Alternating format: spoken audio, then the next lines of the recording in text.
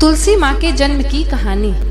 एक समय की बात है, बैकुंठ लोक में भगवान विष्णु के साथ उनकी पत्नी माता लक्ष्मी जी निवास करती हैं। देवी लक्ष्मी जी के कारण बैकुंठ में हमेशा सुख शांति समृद्धि बनी रहती थी।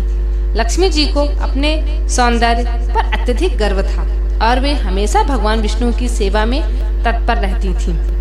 एक दिन लक्ष्मी जी ने भगवान विष्णु से पूछा और कि प्रभु, आप सदा मुझे ही अपना प्रेम क्यों देते हैं? क्या कोई और भी ऐसा है जो मेरे ही समान आपको प्रिय हो? तो भगवान विष्णु जी मुस्कुराए और कुछ नहीं बोले। लक्ष्मी जी को इसका उत्तर नहीं मिला, लेकिन विष्णु भगवान का मुस्कुराना उनके मन में कहीं न कहीं एक शंका उत्पन्न कर दिया। उसी समय बैकुंठ लोक में वृंदा नाम की एक परम भक्त थी, जो जलंधर नाम के असुर की पत्नी थी। वृंदा ने अपने पति जलंधर के लिए कठोर तपस्या की और उसे अमरत्व का वरदान दिलवाया। वृंदा का तप और पति के प्रति उनका प्रेम अद्वितीय था। उनकी भक्ति और पतिव्रता धर्म की महिमा से जलंधर को कोई नहीं हरा सकता था। यहाँ तक कि कोई देवता भी जलंधर को हरा नहीं सकते थे। जलंधर तीनों लोकों में हाहाकार मचा रहा था। देवताओं ने भगवान विष्णु से जलंधर को हराने का उपाय पूछा।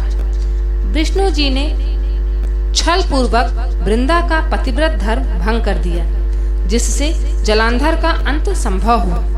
क्योंकि जब तक वृंदा का पतिव्रत धर्म था, तब तक जलंधर को कोई नहीं मार सकता था और जलंधर अधर्म की ओर बढ़ता जा रहा था। जब वृंदा को यह सच्चाई पता चली, तो उसने भगवान विष्णु को श्राप दे दिया कि वे पत्थर के रूप में परिवर्तित हो जाएंगे। इस श्राप के कारण भगवान विष्णु शालिग्राम के रूप में परिवर्तित हो गए।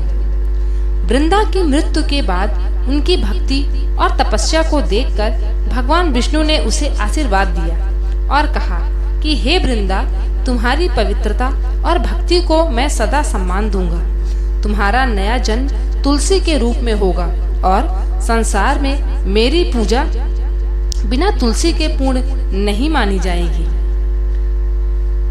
तब से वृंदा का पुनर्जन्म तुलसी के रूप में हुआ और तुलसी जी को भगवान विष्णु की प्रिय माना जाने लगा।